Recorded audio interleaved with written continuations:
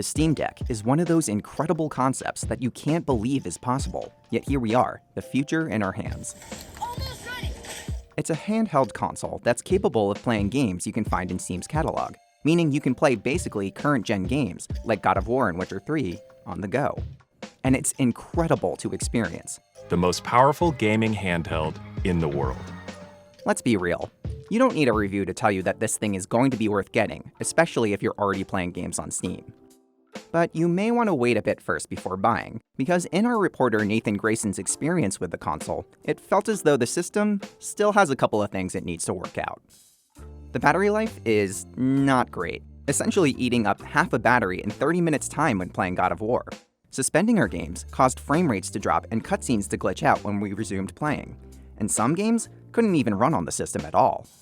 Nathan has a great write-up of his experience with the Steam Deck, so give it a read if you're interested. Link will be in the description below. In the meantime, I'm sure there are several burning questions you have about the console, so why not ask the Steam Deck developers these questions directly? The following are some of the biggest questions regarding the Steam Deck and future updates that we directly asked Steam. We're looking at the verified program as, this is a service to deck users.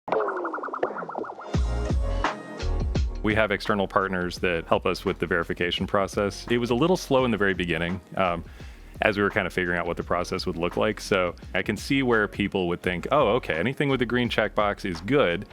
And everything else I should, be cautious about or avoid. That hasn't been our experience. I think customers, once they get it and they start, kind of trying stuff out from their library, they're going to find that so many of their games work really, really well, regardless of the verification status. We don't want anybody to think that, this set of games that get the green checkbox, that's it. It really isn't. We're hoping to get as many there as possible, but yeah, it's really going to be up to the users to kind of decide how, what their threshold is.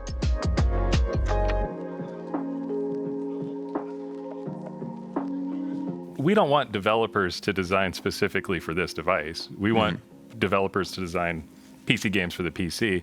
We want this device to play all those games. The work's on us to make that happen. Yeah, And there is some value in having, the specs be this fixed quantity that devs won't have to worry about, it changing on them. If a game developer is going to do some work to target their game on deck, we'd way rather it's less like porting work or behind-the-scenes engineering work and more work that will just make their game better for Steam as a whole. And so far, that's in line with what we've been seeing. Like, we have hundreds of dev kits out there, and the conversations with devs have rarely been about, oh, how do we get this game to work, or how do we optimize performance so that it will run correctly, and more about, okay, how do we add controller support to our launcher? So now you can go through the whole onboarding process from your couch.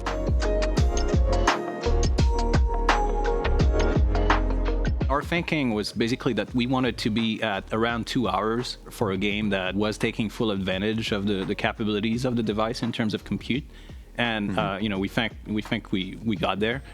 In terms of improving that in the future, I think there's a variety of things we're looking at. A lot of the components we've selected going into the deck, I've had special care put into them, make sure they can go into low power states. There's kind of a big trade-off between battery volume and weight, so it's directly at odds with the portability aspect, which makes it a little bit tricky. I don't expect things to change drastically there, but we're adding more options into the mix to let people make different sorts of trade-offs to manage their battery life better.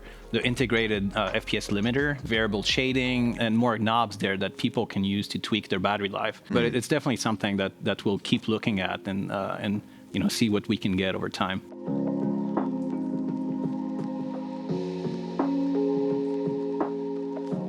We've worked a lot on the thumbstick of the Steam Deck, and the main thing that we're doing there is that we're using the kind of the state-of-the-art part that is in the most common controllers that you see, on different platforms, as opposed to a more compact or reduced version, both for ergonomics, but it helps reliability a ton as well. In addition, the thumbstick is on a standalone module so that it can be easily replaced as well.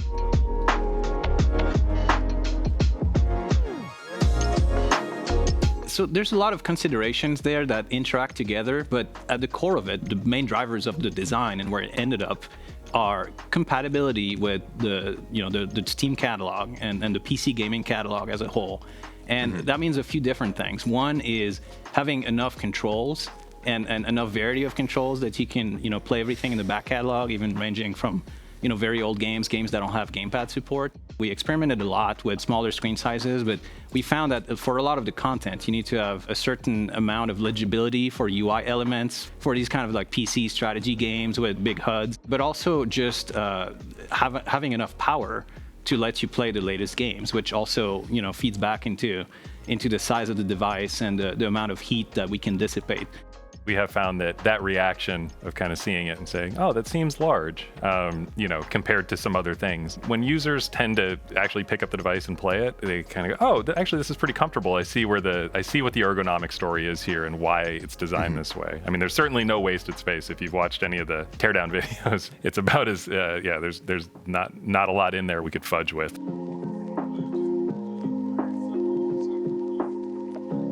We're going to be releasing Proton 7.0 that includes support for easy anti-cheat for the first time. We're pretty excited about that. And we think there's some great games that people are looking forward to playing that are going to become playable or verified in the wake of that ahead of launch. So it's super exciting.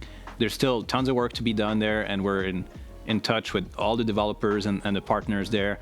We want to make sure that's a great platform for their game without them being uncomfortable with the security or anything else. So it's something we're going to continue to work on post-launch as well. I feel like we have a little time there before we're able to get to the majority of the catalog. We don't have any solid projections right now. We are going to make as many as we possibly can, of course. We're hoping to ramp up throughout this year to a level at which people will be able to go order a deck and, have it shipped and, receive it a day or two later. That first round of customers on the 25th, we'll be shipping quickly to them, but supply chain issues are a very real thing. To be clear, people can still get in line, and that's going to be, up until we're in stock.